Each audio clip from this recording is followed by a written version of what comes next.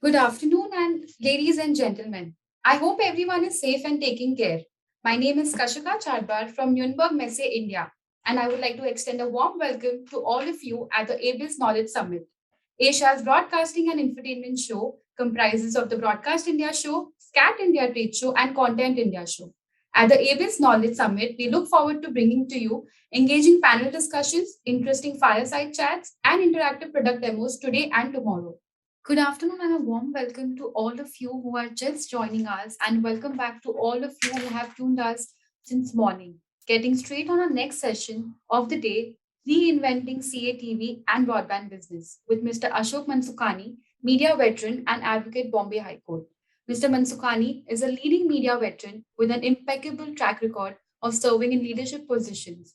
He has served as the MD of NXTDIGITAL Limited, formerly known as Hinduja Ventures Limited. He has been with the Hinduja Group for more than 24 years, handling a variety of functional and corporate responsibilities in Hinduja Media Group. He also served Doordarshan as Deputy Director General for 4 years in the period 1992-1996, helping Doordarshan to transform itself from a three-channel operation to a multi-language 25-channel operator amongst the largest in Asia. Today, he is leading advocate of the Bombay High Court and is a specialist in multimedia law, regulation, and taxation. I would like to further introduce Mr. Vynsley Fernandez, MD and CEO, Next Digital Limited.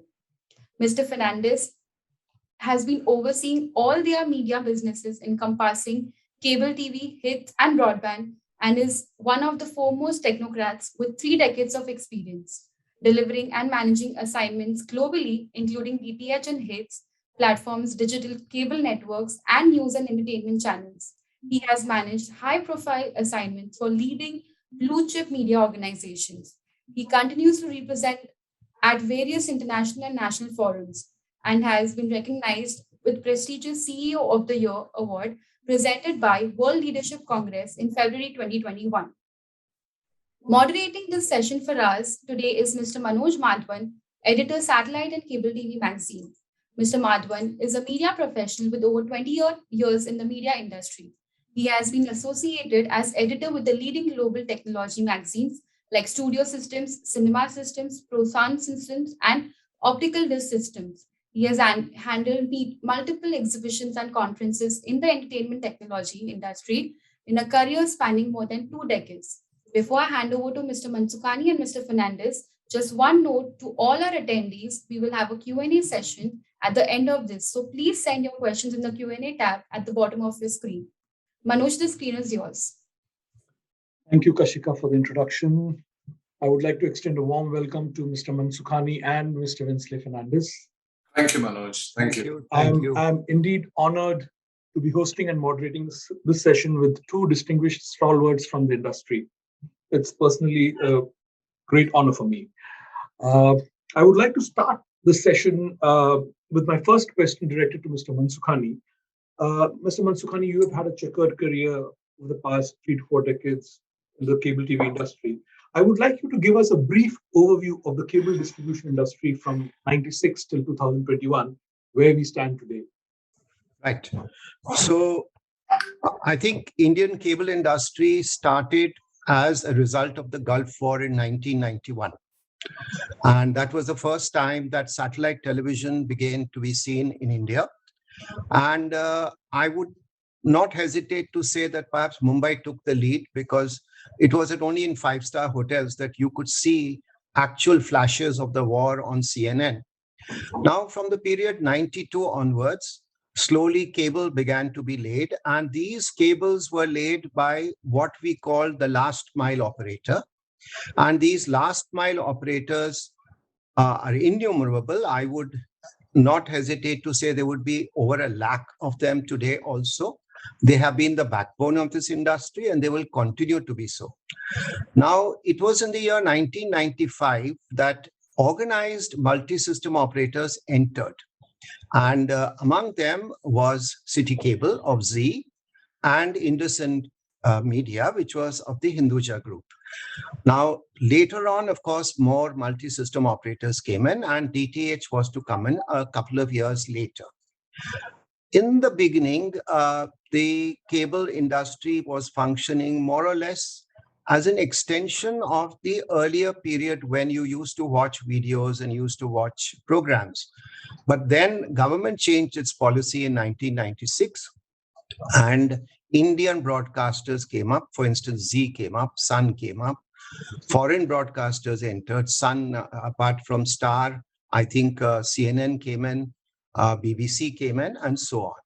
Now, all this meant that in the beginning, there was really no, shall we say, no capacity to be able to monitor the growth of the industry. But by about 2000 or thereabouts, pay channels started in India. Along with pay channels began the system of bundling of channels. Those of you who, of course, belong to the industry know that in those days, it was an analog regime. So we talked about the 80-20 approach. And in the 80-20 approach, approximately 20% had to be paid to the broadcaster, but there was no price control. Now, in all this, slowly and steadily, the government began to feel that perhaps some type of regulation needs to come in. So they brought in the Cable Act in 95, and then they brought in certain regulations which brought in conditional access. Conditional access, as you know, had a very rocky time in the beginning and took hold many, many years later. But in terms of being able to understand the size and growth of the industry, I have some figures with me which I have been able to take from the government website, which is the Indian Brand Equity Foundation.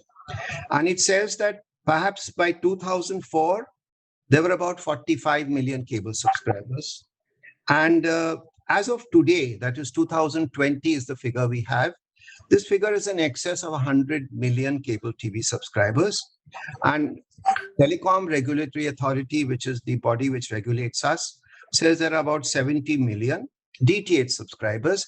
Very importantly, from the point of view of knowledge of my cable fraternity, there are approximately 40 million free dishes also in India. So that, I think, is a point to note. Now, the latest reports we have is that the sector today has already begun to generate revenues of 1.38 trillion. And this is going to go up by perhaps 7 to 8% by 2023. And most importantly, again, in terms of the current controversies, which I'm not adverting to in this start of this session, the subscription revenue and the advertisement revenue is probably going to become 50-50. So therefore, the broad overview of this industry is that cable has been the pioneer in what I will call low-cost pay TV. One of my favorite statements to my friendly broadcasters has been, we have created an information highway on which you, the broadcaster, rides. Riding on it, give us a fair deal, give us a level playing field. We will continue to develop the infrastructure, and you will continue to have your content being given to those of the viewers who wish to see it. I think that's a broad overview, Manoj. If you have any queries, I'll be happy to answer. Thank you. Thank you so much, Mr. Mansukhani. Information highway, that's an interesting concept. I would like to take my next question to Mr. Vynsley. Vynsley, now that we have traced the history of the cable industry, how do you look at the future of the cable TV and broadband business in India in the next 5 to 10 years? Sure. Manoj, first of all, big thank you to SCAT and to A.B.I.S for having me on the show. And I'm glad that you all have this initiative, especially the timing, I think, is perfect as we come out of the lockdown. So truly appreciate you all organizing the summit. The industry has, as they say, every event triggers a change in the industry, Manoj. And if you recall, the Asian Games kicked off color television in the country. Then you had the London Games, which I'm talking about the Olympics, which kicked off the 4K television. Then we've had Tokyo, which of course kicked off 8K and 16K trials. So at every step of the way, there's been an event that triggers off a change in process, technology, etc. And for the cable television industry and by and large for the overall media industry, the pandemic has brought to the forefront or probably accelerated the process of the transition. So today, when you look at cable television, the biggest question always arises as in what next? And very often people are constrained to say that, oh, there's OTT growing and there's this happening and we're losing customers hand over fist and things like that. That, in my opinion, is a temporary blip that was kind of mitigated by the onset of the pandemic. As we look to grow from here, I think the opportunity that goes for cable operators, or we refer to them as last mile owners, the opportunity for the last mile owners is tremendous, Manoj. And I'll give you a couple of instances why, right? The first thing is that the wire into people's homes today that entire wire is the control of the last mile owner. And there are so many things, Mr. Mansukhani mentioned the information highway.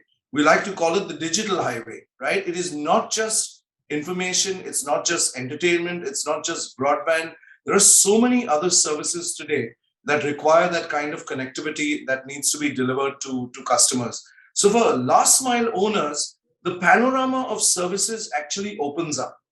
On one hand, he's got cable television, because there's still a growing market for cable television in the country. On the other side, he's got broadband. Broadband, we're stuck at about 21 million wired homes in the country today. So that's the amount of runway that is available for growth. Then you've got OTT as well, which will survive and grow along with cable television, as in linear television and broadband.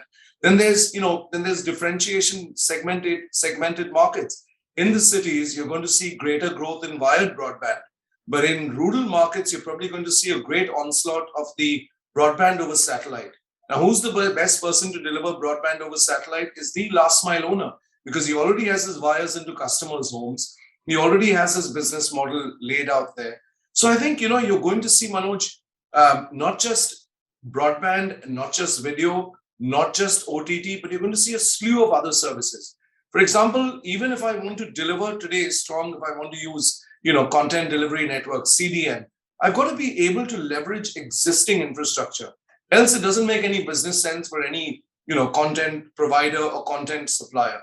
So I think last mile owners have, if anything, Manoj, they have a challenge in front of them of how to leverage this entire digital opportunity that is presenting itself, how to leverage each component to their advantage. That is my perception. It's kind of, how do I put it? It's light at the end of the tunnel, and that's about it. There's much more on the other side once you emerge, that kind of approach. Interesting. Light at the end of the tunnel. 5G is being touted as the next big revolution to hit the industry. Mr. Mansukhani, I would like to have your views on what will be the impact of 5G on the cable TV business and broadband business in India. I think that this will become more important only when 5G licenses and spectrum is actually allocated. And at the present moment, as you know, only trials are going on with telecom operators. There has been a crisis in the telecom industry, which government is trying to resolve in various ways, moratorium, etc. At the present moment, 5G is popular in US, and it is popular for faster speeds, higher bandwidth.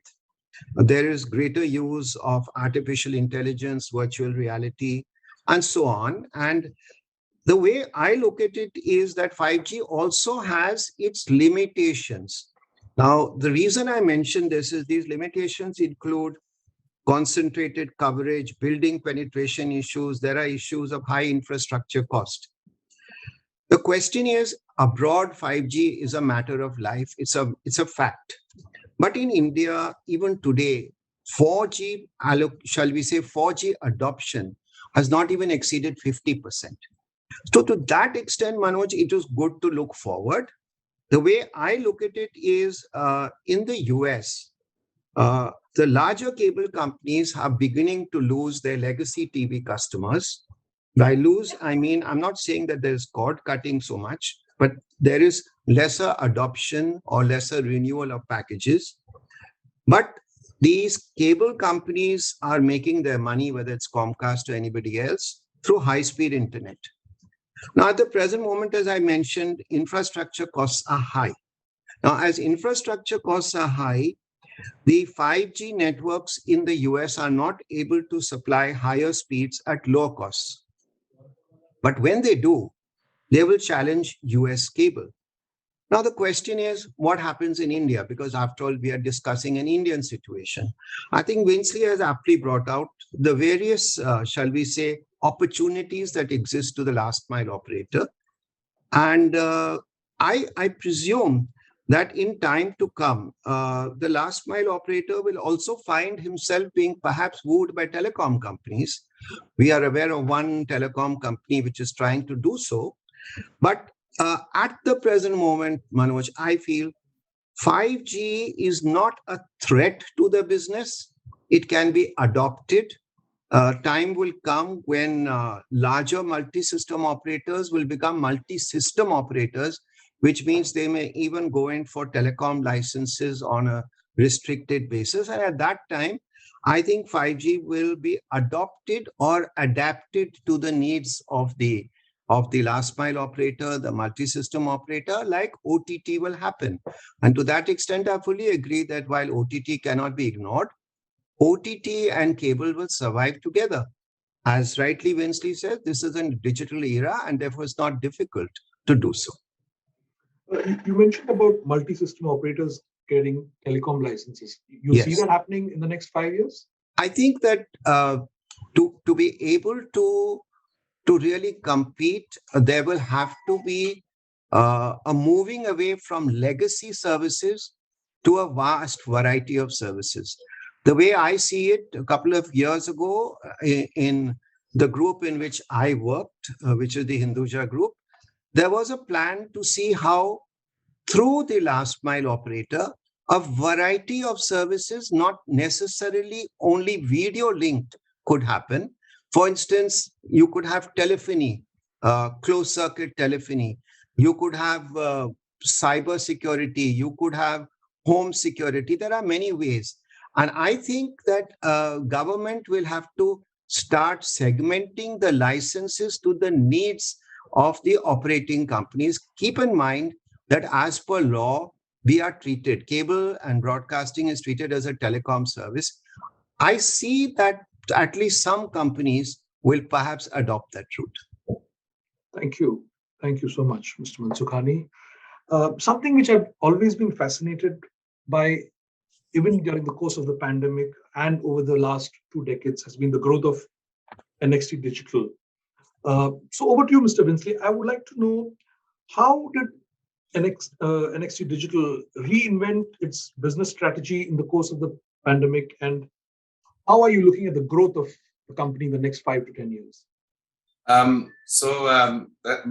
It's kind of the question. So I think it's kind of spot on, because sometimes when we sit back and realize that we've kind of gone through this sea change, the complete kind of paradigm shift in our business model. I think a couple of things that we worked on probably just slightly before the pandemic. I mean, I had the tremendous benefit of having the positive legacy of Tony De Silva, who was the managing director and set up Iptv, and then Mr. Ashok Mansukhani, who was there. So I had the benefit of them already having, cleaned up a lot of the ground for me to come in and probably work on with the teams on taking it to the next level. There were a couple of things, Manoj, that we did to reinvent ourselves. One is we reinvented ourselves completely from becoming from a cable television company to becoming a digital services provider. I think just the philosophical change of being able to look at things. I'll give you a couple of examples, Manoj, and this is very important for the industry. We didn't look any longer at pure collection of revenues, right? We were the first multi-system operator to go 100% prepaid. There are multi-system operators even today that are struggling with collections. And as you would see later on during the pandemic, that prepaid model actually stood us in good stead. But I'll come to that in a second. What I was getting at is we reinvented ourselves, realizing that more and more people were seeing cable television as a sort of not my generation technology. It was seen more as an older generation technology. And we worked very hard with our teams to reinvent, to reimagine the whole process of technology. When we launched Head in the Sky, the packages that we offered, the technology that we evolved, this thing called cable operator premise equipment, which, is a simple little refrigerator-sized piece of equipment where you're able to receive up to 650, 700 television services. And we got our last mile owners to start to think differently. And one way we got them to start to think differently, Manoj, and you've seen that also working during the pandemic, is we got them to think as a digital service provider. So they were not only delivering cable television or hits, they were also working on broadband. So that's why we've been able to take our broadband base significantly from where it was stuttering. I mean, thanks to our CEO and our team at broadband, we've been able to grow to 750,000 today, which is very significant when you look at it. We then looked at things, as I was sharing with you, Manoj, we looked at things which a cable television company in a legacy business wouldn't look at. Things like same month's renewal, right? On-time renewal. We started looking at KPIs. We started looking at cost per subscriber, per circle, per territory, per area, per residential welfare association. Literally, we drill down data. And I think all of those set a very strong foundation for us. So when the pandemic hit us, Manoj, we did three things, just three things that we believe were very critical for us. The first thing is, even before the pandemic hit us, as part of our philosophy on digital inclusion, while we had converted our entire last mile owner base to online payments and prepaid, the beauty is that we partnered with a couple of digital payment companies even before the pandemic hit, somewhere around January. And therefore, when the pandemic hit, our last mile owners were well placed to start respecting the mandate of contactless payments. So suddenly they could collect money digitally, right? They could send a simple link and collect payment, debit cards, credit cards, Google Pay, Paytm, UPI, Beam, the entire model available of payment collection was extended to and we trained them. We had something like 150 workshops, Manoj, across the country to train our last mile owners how to ensure that they rolled out digital inclusion so that they could collect payments from their customers. I'm very proud today that about 85% of our last mile owners today, and we've got about 10,000 of them, 85% of them follow the digital transaction method. And that is very, very notable for any company. And we believe, basis the data that we keep on collecting, about 75% of our subscriber base has moved to this digital inclusion mechanism. That was the first thing we did. So it put us in good stead. Second is, there was a demand for two things during the lockdown. The first was, I can't afford it. I can't make a payment. I therefore need a credit period, number one. Second, I can't afford it. I want a cheaper package. I want a package that can be really cheap. We immediately worked with our last mile owners and with the broadcasters, and we came out with some very innovative packaging. Just to give you an example, Manoj, and this was, we launched a package during the lockdown, a very special package. We launched that package at just 40 rupees, right, which had something like 350 odd channels in it.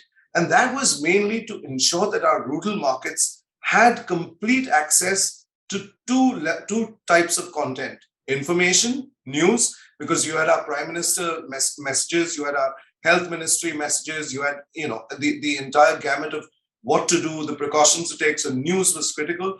And second is, we put in a lot of information, a lot of infotainment content for kids. So we launched a couple of kids channels during that time. We worked with the government. We launched educational channels during the lockdown. So we worked very closely, and we ensured that the pricing and credit period was met, significantly. And the third important thing we did, and I think most important of all, is that before the lockdown, and this is something I urge every digital platform, I'm sure most of them have it, or some of them have it, is to have a business continuity plan. The day the pandemic hit us and the day the lockdown started, from that day till today, Manoj, we have never had downtime that would have been significantly had a deviation from what we were normally doing. We had teams on the ground taking full precautions, wearing PPE suits, ensuring they were available on the ground. We had our last mile owners on the ground, our business partners. Everyone worked like clockwork, ensuring, of course, at no risk to life and limb, that they were able to go out and kind of continue ensure that the services, because we came under essential services, right? Manoj, cable television and broadband were classified as essential. So we took that very seriously. So the business continuity plan, we had, like, for example, I'll just share with you our broadcast center in Noida.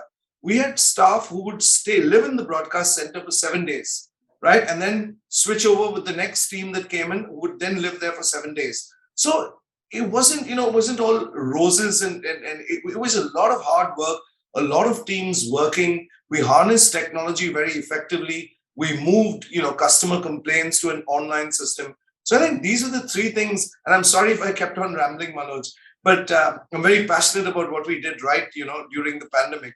And this has put us in good stead. Today, our entire ecosystem knows that when it came, to the crunch, we kind of all rallied together as one strong family to be able to deliver services. So that I hope sums up for you what we did during the lockdown.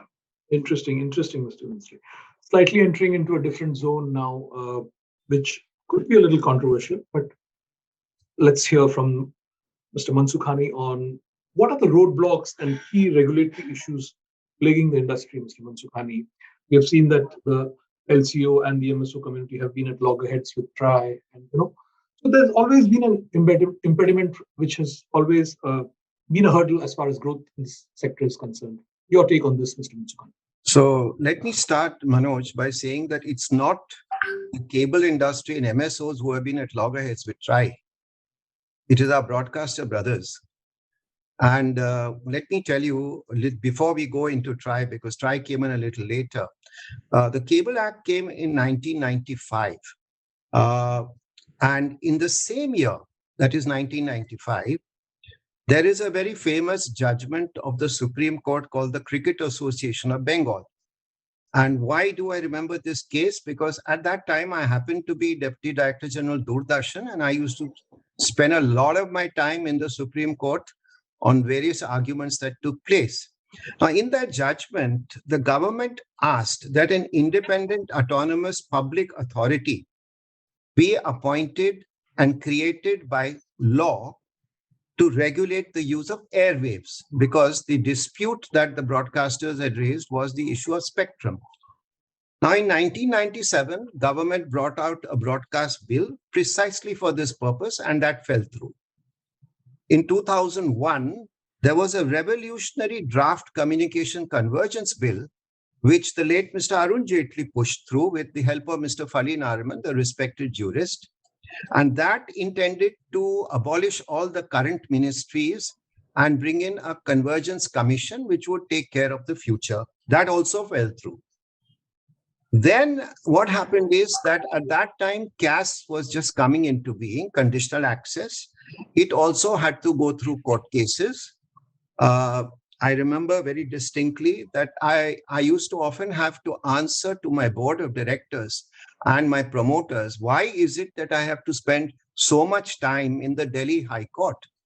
And I had to say that, look, it's not that I enjoy being in the High Court, but the fact is that all battles of this industry seem to be still being fought in the courts.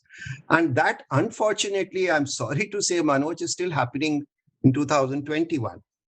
So in 2004, government appointed TRAI as the regulator. And I remember that this was in January of 2004. And thereafter, TRAI has spent the last 17 years doing what it thinks is the right thing to do to create a level playing field between the MSO community, between the cable operators, the customer, and of course, the broadcasters.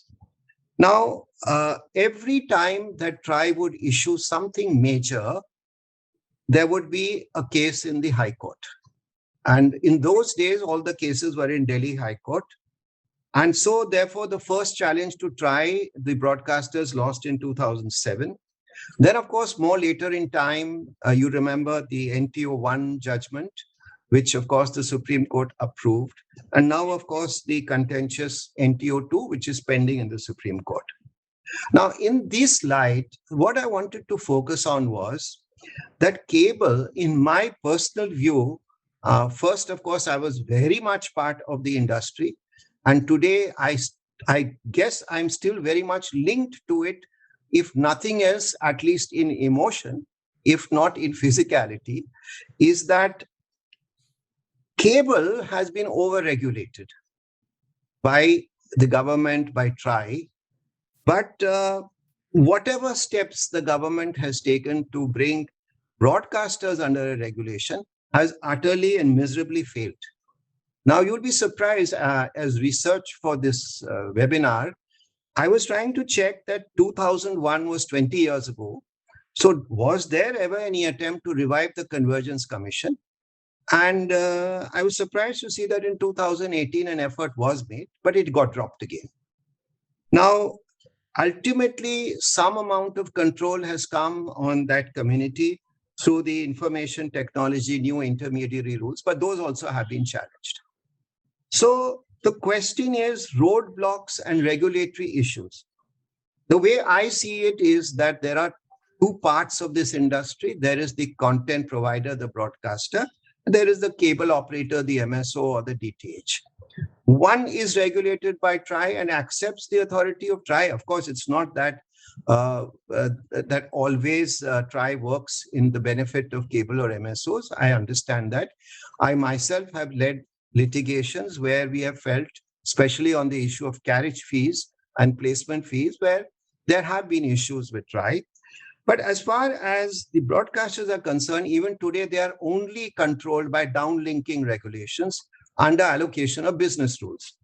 Now, this gives them the feeling that they can continuously fight battles in courts. Now, let's be very blunt, Manoj. As an industry, we don't spend hundreds of crores of rupees on litigation. I don't think that that's been ever the creed of this industry.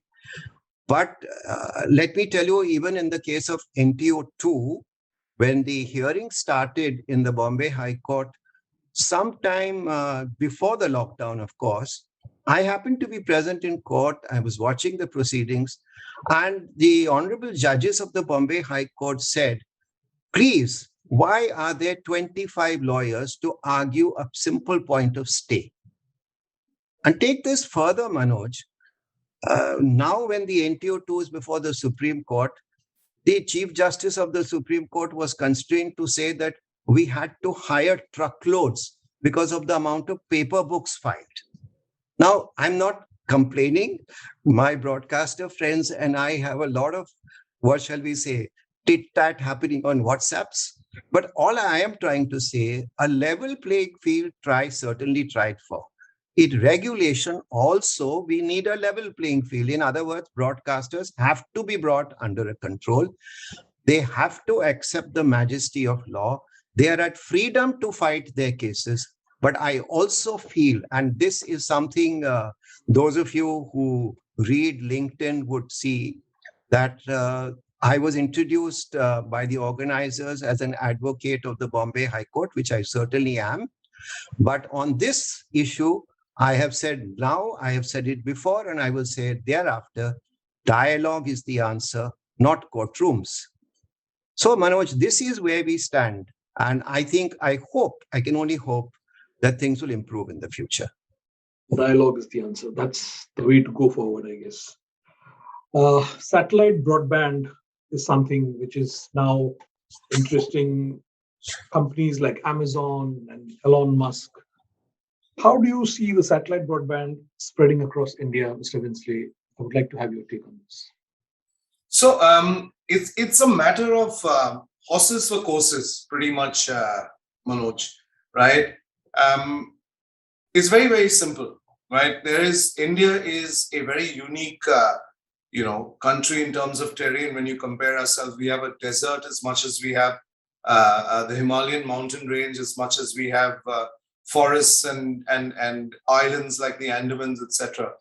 And cities which have populations over 10 million or 15 or 20 million people in a city.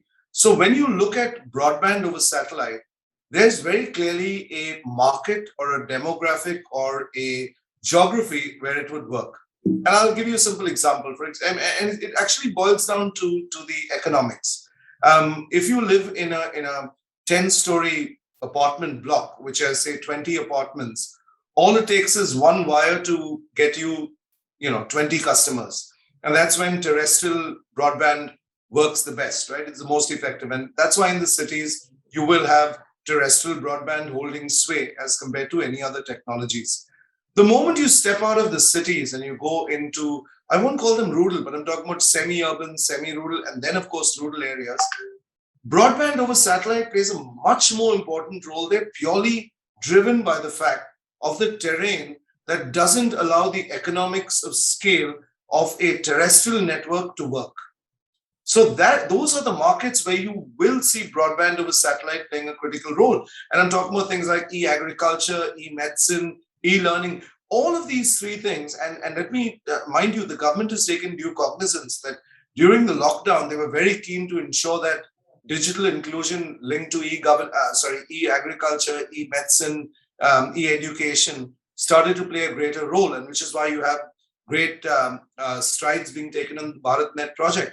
So you will have terrestrial broadband working on one hand, where the benefit or the private benefits would be seen in population, in dense population areas like the cities. But the moment you'd step out of the cities, you'd see a greater focus on broadband over satellite as a result of it. Then don't forget, there was one point I think Mr. Mansukhani made on 5G. So here's another point on why it's important to have broadband over satellite. And to be fair, TRAI recently came out also with an approval or a process for low bitrate applications. So what are these low bitrate applications?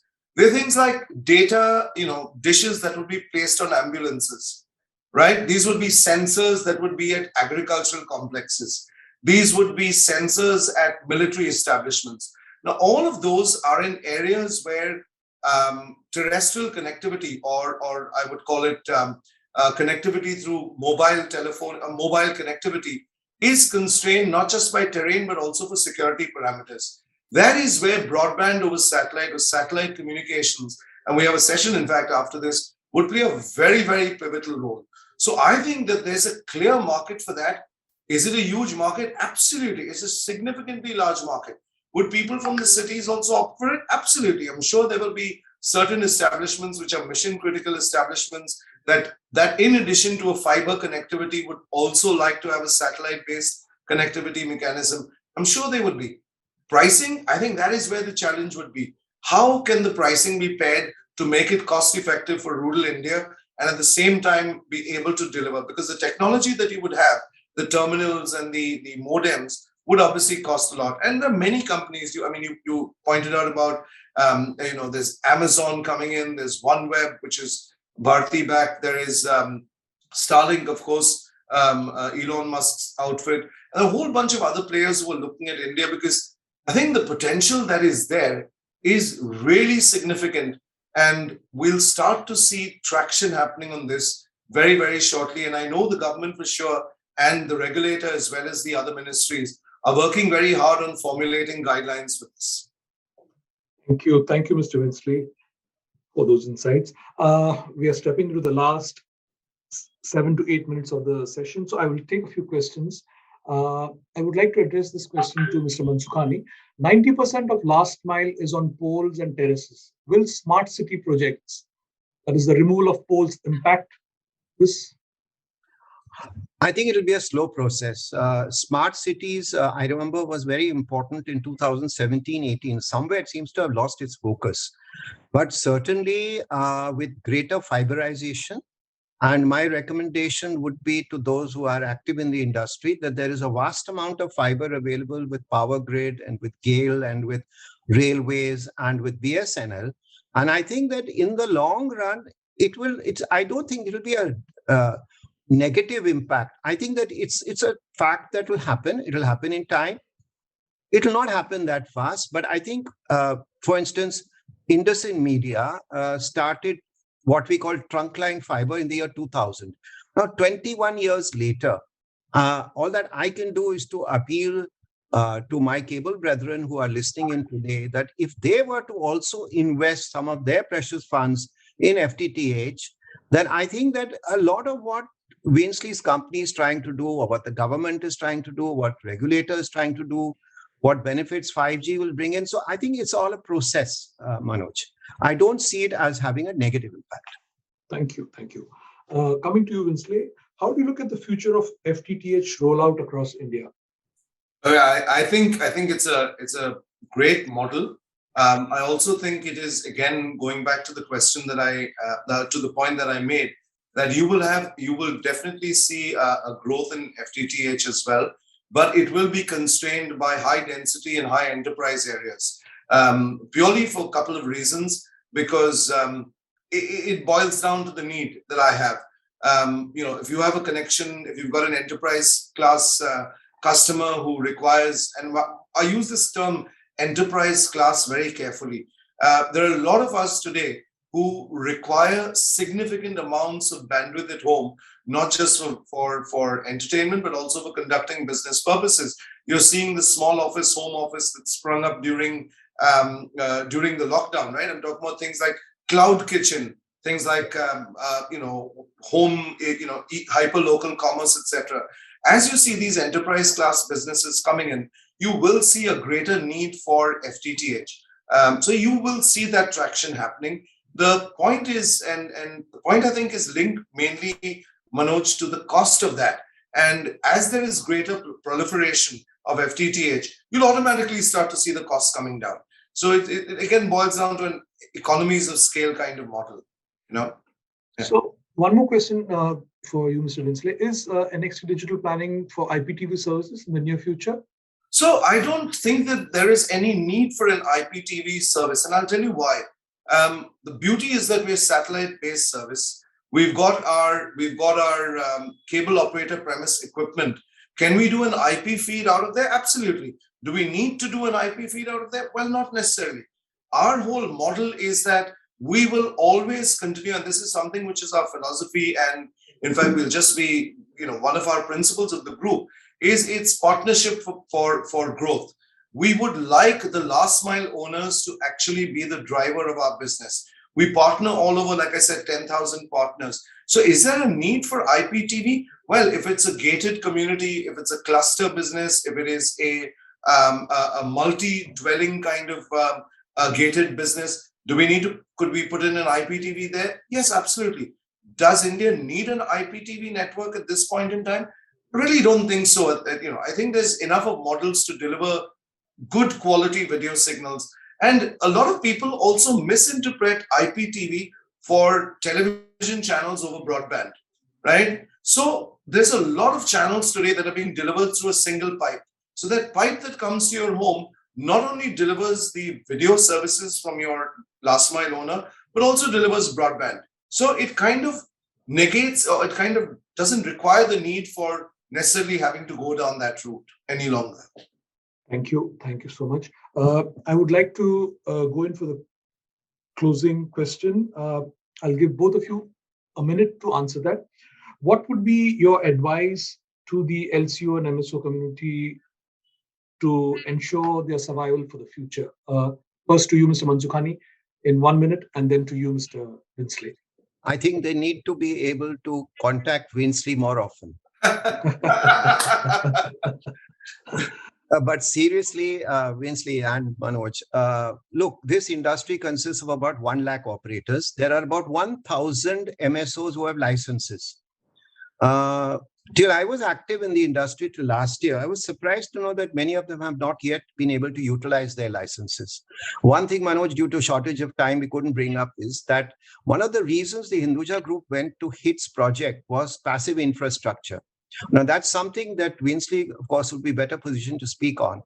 But what I'm trying to say, if they want to survive, they must combine, keep in mind that go to those companies or those systems which give you the respect of ownership and give you a fair share of revenue and also give you the latest technology. I think it's very important that, that companies like yours, Manoj, must constantly keep on providing this information that the world is changing faster, the technology is changing faster, and both cables and MSOs and digital service providers must keep in time with the changes that's happening. Thank you. Your take, Mr. Vynsley. So Manoj, I completely second what Mr. Mansukhani has said. The only way for this industry, and I'm not talking about survival, I'm talking about growth, is to collaborate. Right? I think there are some MSOs who really and with their LCO, LMO partners are able to understand this. I mean, you mentioned also about the relationship that we have with city networks, which is so progressive on infrastructure sharing. Unfortunately, while the whole industry looks at it, try the regulators positive, as Mr. Mansukhani said, you will have that one or two broadcasters who, don't see the light at the end of the tunnel and just want to be difficult about it. But we believe that, that too shall pass, as they say.